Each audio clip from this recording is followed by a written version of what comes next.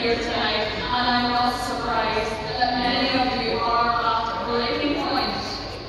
So the time has come to speak out and demonstrate the importance of our family farms before it's too late. Our friends, we will have a countryside full of solar panels, farms that are no longer viable, and no food to feed our nation.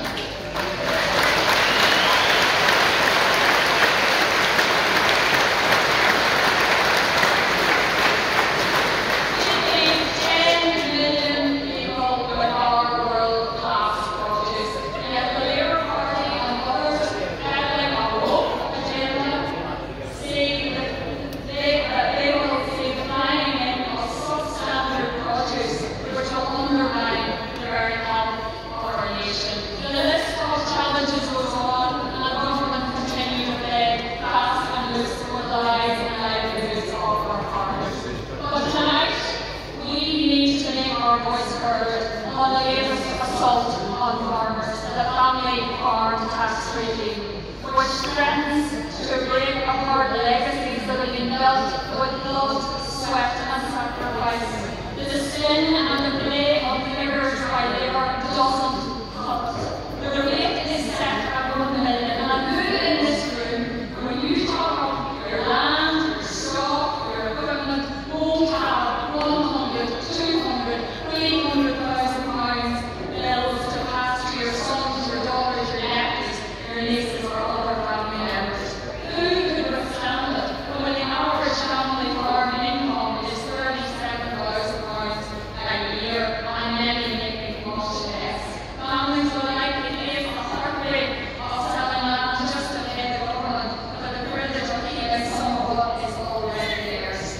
Tonight we are not asking for handouts. We're asking for a fair chance to keep our farms intact.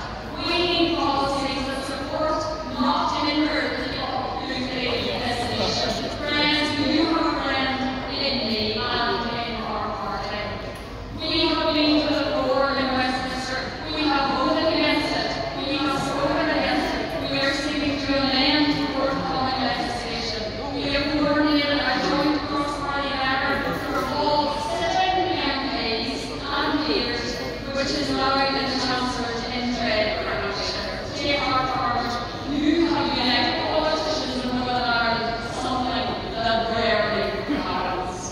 As Ormond, our agriculture team, ably led by Michelle McAfee, is pressing for action on TV, pushing back on unnecessary bureaucracy for our farmers. And we tonight urge you all that we do support the ring fencing of the £330 million from Westminster to be paid directly to our farmers. This money is needed to protect one of the most important pillars of our economy. It is needed to feed us all, and as there are other many pressing priorities, and I don't underestimate them, we need to get the basics right.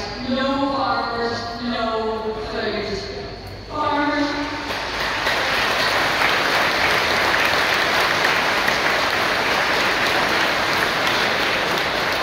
I love you. I will stick up for you, work for you, protest with you, and ensure that your voice and your anger is echoed in the corridors of Westminster as we seek to overturn this obscene tax cut. We are in this for the long haul. I will not abandon you or let you die. Thank you.